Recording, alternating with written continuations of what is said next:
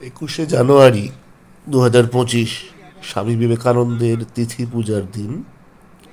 ত্রিশরণ গোষ্ঠীর সদস্যরা আমরা যাচ্ছিলাম গড়বেতা রামকৃষ্ণ মিশনে।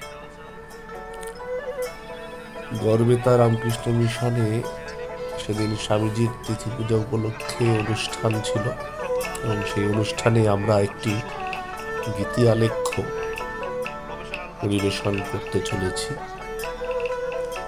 সূর্য সংকাশ বিবেকানন্দ, স্বামী গিরিজানন্দজির রচনা গ্রন্থনা সুরারোপ।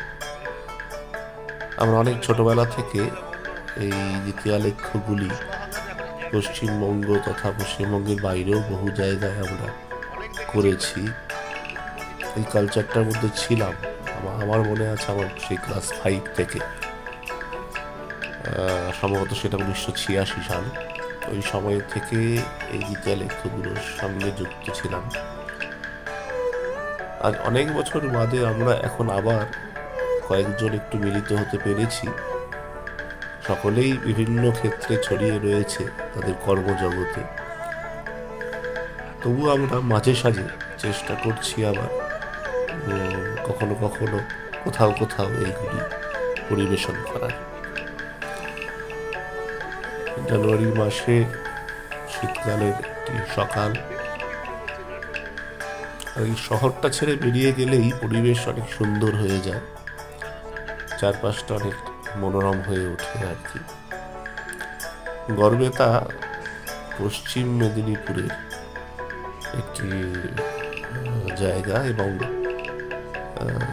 সেটি বলা যেতে পারে, আমরা গেছিলাম শালবনি যে জঙ্গল, শালবনি জঙ্গলের মধ্য দিয়ে যেতে হয়।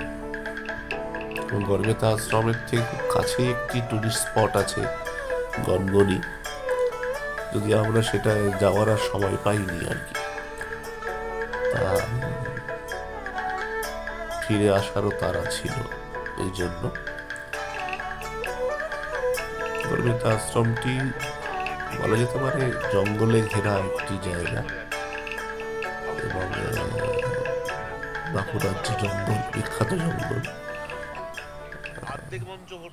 রাস্তাঘাট খুব সুন্দর, অত্যন্ত সুন্দর রাস্তাঘাট, এবং এমন রাস্তায় আমরা বেশ জ্ঞানগর্ভ আলোচনা করতে করতে যাচ্ছিলাম আর কি। মজার ব্যাপার, থিয়েটার নিয়ে আলোচনা হচ্ছিল।